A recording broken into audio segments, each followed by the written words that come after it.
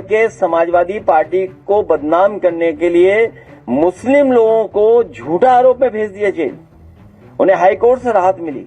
नकली नोट देश के अंदर और असली नोट देश से बाहर जा रहे हैं और कई लोग घबरा करके, क्यों हाथा नहीं बहाता, बाटी चोखा वाली पार्टी, वो भी घबराए हुए बैठे हैं। बहुत धन्यवाद आपका। जहां विकास की बात हुई है, दादरी की रैली के बाद सरकार के लोगों की भाषा बदल गई है। दादरी में जो जन समर्थन मिला उससे भारतीय जनता पार्टी के होश उड़ गए हैं। इसीलिए सरकार को याद आने लगी बहुत ऊंची ऊंची बिल्डिंग, और जेपीएनआईसी की बात करते करते रिवर फ्रंट पर भी बात होने लगी। और रिवर फ्रंट के बाद सरकार ये भूल गई कि मेट्रो किसने शुरू की थी। अपने भाषणों में बीजेपी के लोग कहने लगे कि मेट्रो भी उन्हीं ने चलवाई है। तो जनता पूछ रही है, ये बात असल में कह रहे हैं कि असर से कह रहे हैं? असल में कह रहे हैं कि असर में। और वो एक बात तो भूल ही गए कि जब से उनकी सरकार बनी है वनस्पति का विकास बहुत हुआ है और हाल ही में 200 किलो और पकड़ी गई है अभी। तो अभी तक तो हम ये सोचते थे कि ओटीटी नया जमाना है, गंज पर कोई सीरियल बनेगा, सीरीज बनेगी। इधर लगता है कि धुआंधर पे भी कोई नई बनेगी ओटीटी। धुआं बहुत उड़ रहा है। धुरंधर पे बने ना बने, लेकिन गांजागंज के बाद धुएंधर पे जरूर बनेगा। ये संगठन के लोग यहां आए थे और संगठन के लोगों से हमारी अपील भी हुई है कि इसी संगठन ने बहुत शानदार अभी काम किया था। 2024 में इन सभी साथियों ने मिलकर के पीडीए की आवाज को बुलंद करके सामाजिक न्याय की लड़ाई को और आगे बढ़ाते हुए जनता का सहयोग लिया था। हम सब मिलकर के आने वाले समय में पीडीए की सरकार बनाकर के सामाजिक न्याय के राज की स्थापना करने के लिए हम संकल्प लेकर के जा रहे हैं। और ये हम लोगों की जानकारी में है कि जैसे ही चुनाव अन्य प्रदेश के समाप्त होंगे, पूरी भारतीय जनता पार्टी की फौज, बटालियन, जो कुछ है वो उत्तर प्रदेश में आ जाएगी। हम लोग दूर से ही देख रहे हैं कि अन्य प्रदेशों में जहां चुनाव चल रहा है वहां इलेक्शन कमीशन और बीजेपी मिलकर के क्या क्या काम कर रही है। उन सब से भी हम संगठन के लोग सावधान रह करके उनकी साजिश षड्यंत्र को समझते हुए उत्तर प्रदेश में पुनः समाजवादी सरकार बने, उसके लिए हम लोग जमीन पर काम करेंगे। और जिस समय सरकार बनेगी तो अच्छे दिन तो लाए नहीं लोग, लेकिन बुरे दिन जाने वाले हैं, ये तो जनता जान गई है।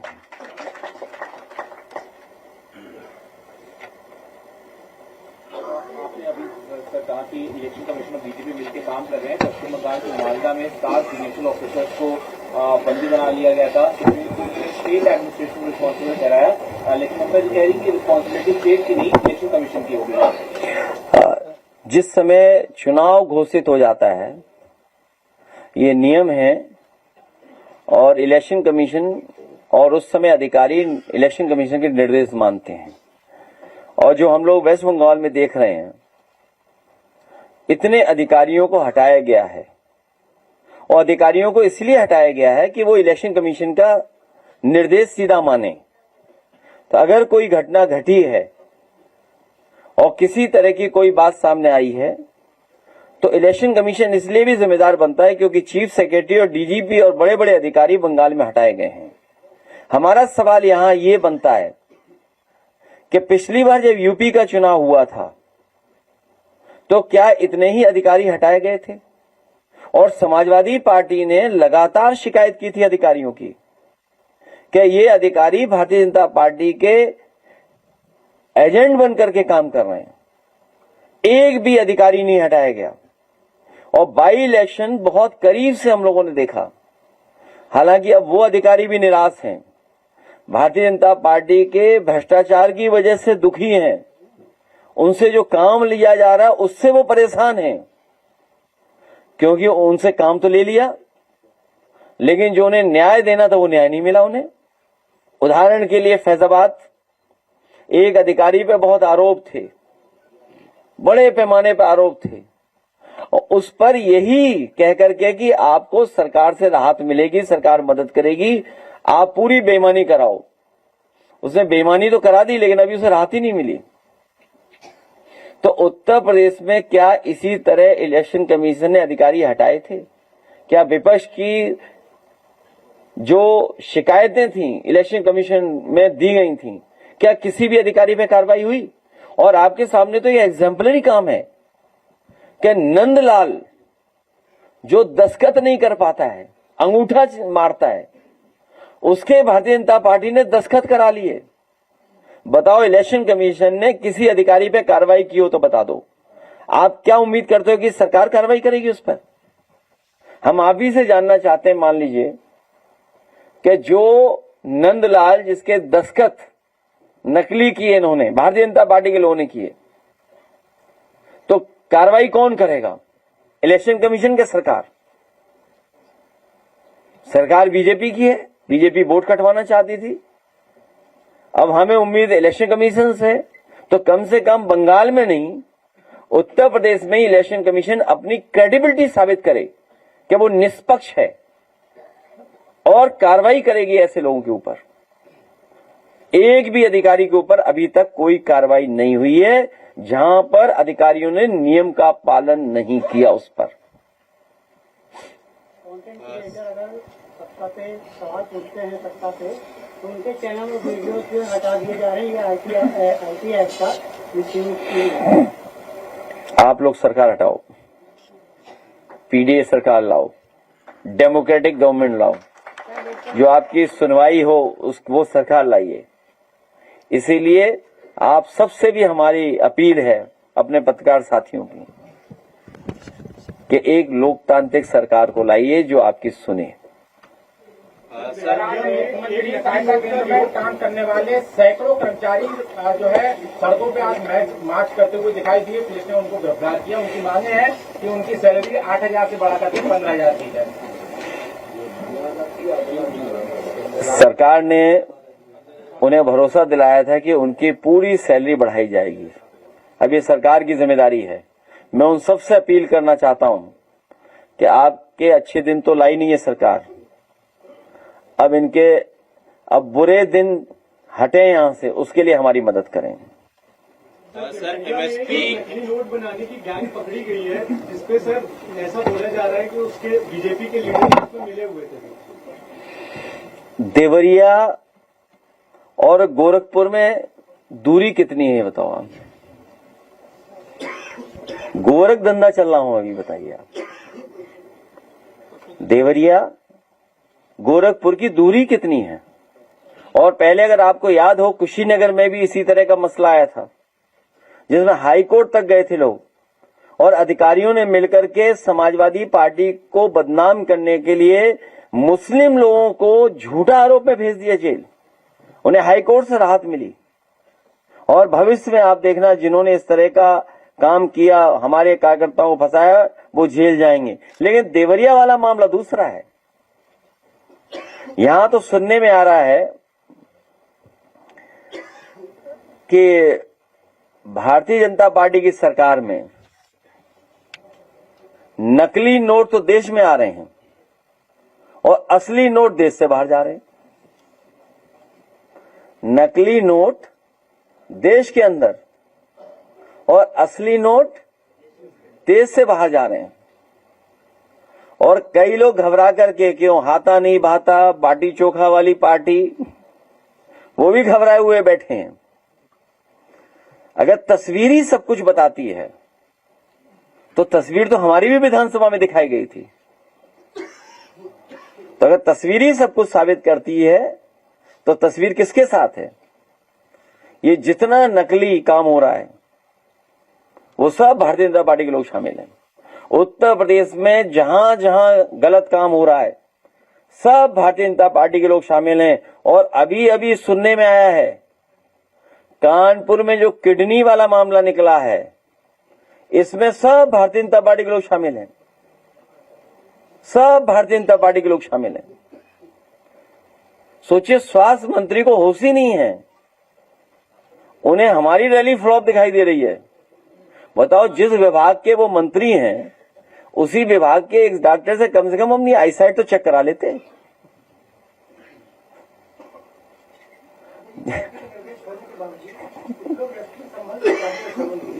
हाँ?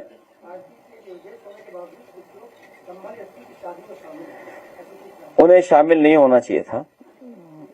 ये हम लोग आपस में बातचीत कर करके उन्हें समझाएंगे। सर, एमएसपी पे सरकार ने अनाउंस किया है कि मसूर जो है 7,000 में खरीदेंगे, जबकि बाजार में मसूर 9,000 में बिक रहा है। सरसों की भी इसी तरह एमएसपी का ऐलान हुआ है। इसी तरीके से चना और गेहूं पे भी ऐलान हुआ है, लेकिन किसान कह रहे हैं बाजार में हम इससे ज्यादा रेट पर बेच के आ रहे हैं। भारतीय जनता पार्टी से कोई उम्मीद करना, और खासकर किसान उम्मीद नहीं कर सकता उनसे, और उस पार्टी से जिस पार्टी ने ये कहा हो कि हम आय दोगुनी कर देंगे। इस महंगाई में जब लागत बढ़ती जा रही है, डीजल, पेट्रोल, कीटनाशक दवाई, बीज, खाद, अन्य चीजों की लगातार कीमत बढ़ती जा रही है, तब इन्हें आय दोगुनी के लिए कितना एमएसपी तय करना चाहिए। और ये तो आलू को भी ये कह रहे थे कि इन किसान जो आलू वाले हैं उनका कोई नुकसान नहीं होगा, उसकी बजट से भरपाई करेंगे और जरूरत पड़ेगी तो सरकार खरीदेगी बाजार भाव में। आलू के लिए कहा था। बताइए, अगर 1 किलो भी आलू भारतीय जनता पार्टी ने खरीदा हो तो जब बाजार भाव ज्यादा है तो सरकार की जिम्मेदारी बनती है बाजार भाव से ज्यादा किसान को कीमत दें, उसकी पैदावार की कीमत इसलिए दें क्योंकि आय दोगुनी तभी मानी जाएगी, तभी होगी।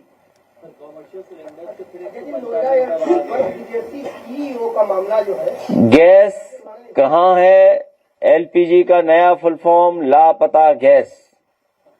अभी किलो पे भी बहस है, अभी ऑफिशियल नहीं है। आपके कई चैनलों ने ये दिखाया कि जो 14.2 किलोग्राम का है वो 10 का बिकेगा, 10 का मिलेगा, लेकिन सरकार डिनाई कर रही है उस बात को लेकर के। अब बताओ, हम लोग नापने जाएं क्या वजन?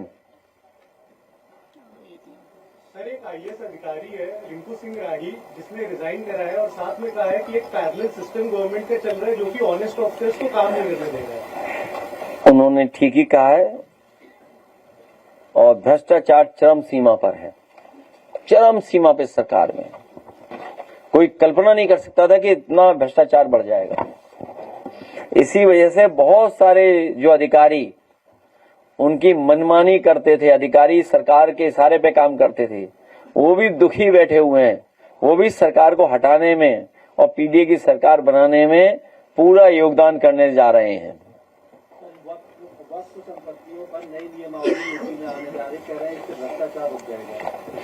जो खुद ही भ्रष्टाचार में शामिल है उनसे क्या उम्मीद करोगे आप? ग्रीन रोड पे गए हो, वो क्या बना है, ग्रीन हाईवे क्या बोलेंगे आप, ग्रीन कॉरिडोर। ग्रीन कॉरिडोर पे चल के आओ कभी आप, तो आपको पता लग जाएगा कितना भ्रष्टाचार हुआ।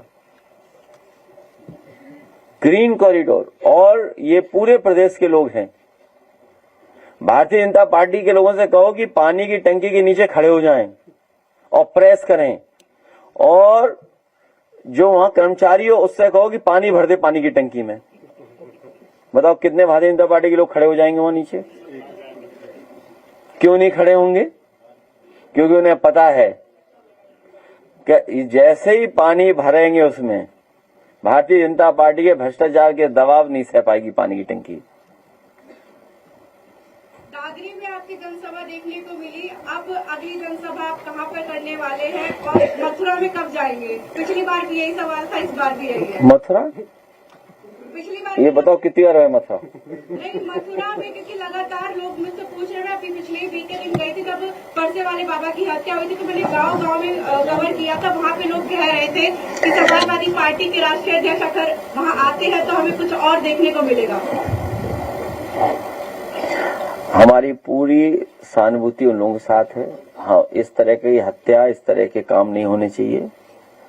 और जहां तक रैली का सवाल है, हम लोग अपनी वोटर लिस्ट ठीक करके अगली तारीख बहुत जल्दी दे देंगे।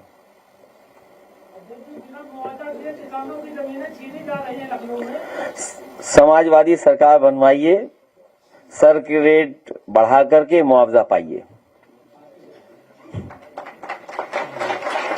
और जहां से ये आते हैं ये खुद जानते होंगे। लखनऊ में 2 गांव शिफ्ट हुए थे, 2 गांव, और पूरे के पूरे गांव के लोगों की जो जो डिमांड थी वो पूरी की गई थी, और उसी का परिणाम है कि किसानों को बाजार भाव का मुआवजा दे करके रिकॉर्ड टाइम में आगरा लखनऊ एक्सप्रेसवे बनवाया था।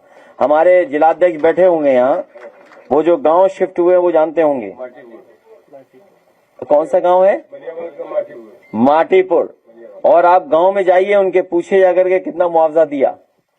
जो किसान ने कहा वो सरकार ने मांगा और माना। इसलिए भविष्य में किसानों की मदद के लिए, किसानों को सही मुआवजा देने के लिए अगर कोई काम कर सकता है तो समाजवादी पार्टी। पहले भी 64% बढ़ाया था और 4% हम लोगों ने प्लॉट दिया था। और जो एयरपोर्ट बन रहा है, अभी तो फेज 1 बना है, अभी तो फेज 2, फेज 3, फेज 4। ये अच्छा हुआ कि भारतीय जनता पार्टी की पोल खोलने के लिए बहुजन समाज पार्टी के नेता भी आ गए आगे सामने कि जेवर एयरपोर्ट किसने बनवाया है।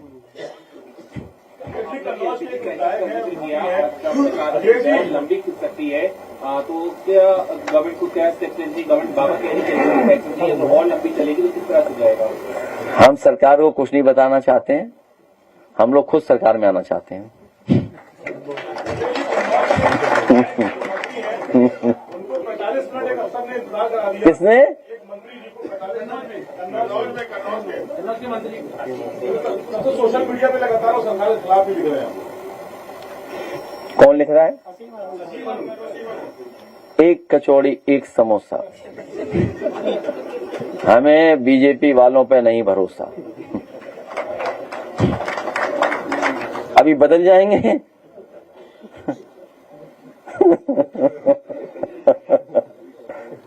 एक कचौड़ी एक समोसा।